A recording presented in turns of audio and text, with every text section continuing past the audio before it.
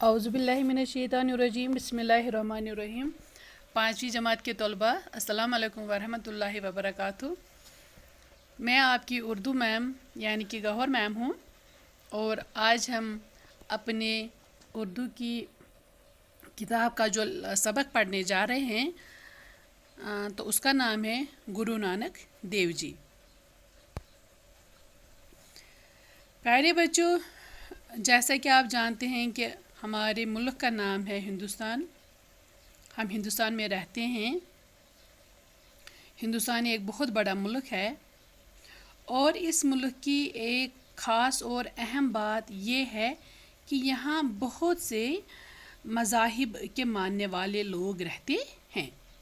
यहाँ बहुत से मज़हबों के मानने वाले लोग आबाद हैं। ये लोग यहाँ सदियों से रह रहे हैं।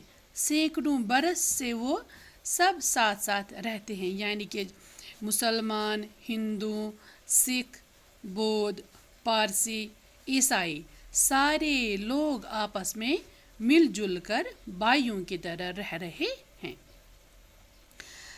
बच्चों, आप जानते हो कि हर एक मज़हब का कोई ना कोई पेशवा होता है, कोई ना कोई रहनुमा होता है जो हमें सिखाता है कि हमें किस तरीके से ज़िंदगी गुजारनी है।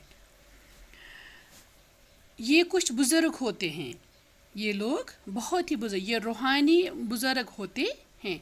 ये लोग हमें सिखाते हैं कि हमें किस तरह से अपनी ज़िंदगी गुजारनी है और हमें चाहिए कि इन सभी बुज़ुर्ग का एहतराम करें, चाहे वो किसी भी मज़हब से ताल्लुक़ रखते हों, चाहे वो हमारे मतलब ये हों बुज़ुर्ग, चाहे वो सिखों के हों, चाहे वो हिंदुओं के हों, वो जिस मज़हब के भी होंगे हमें उनकी इज़्ज़त करनी चाहिए।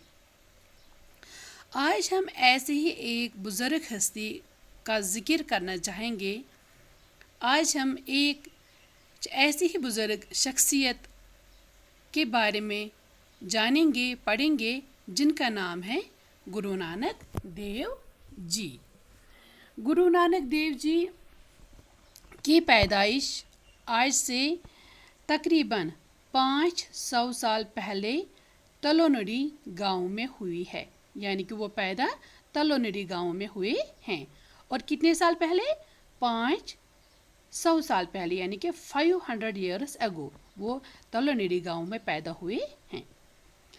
अच्छा बच्चों, इस गांव का फिर नाम तब्दील किया गया है और अब इस गांव को नानकाना साहब कहते हैं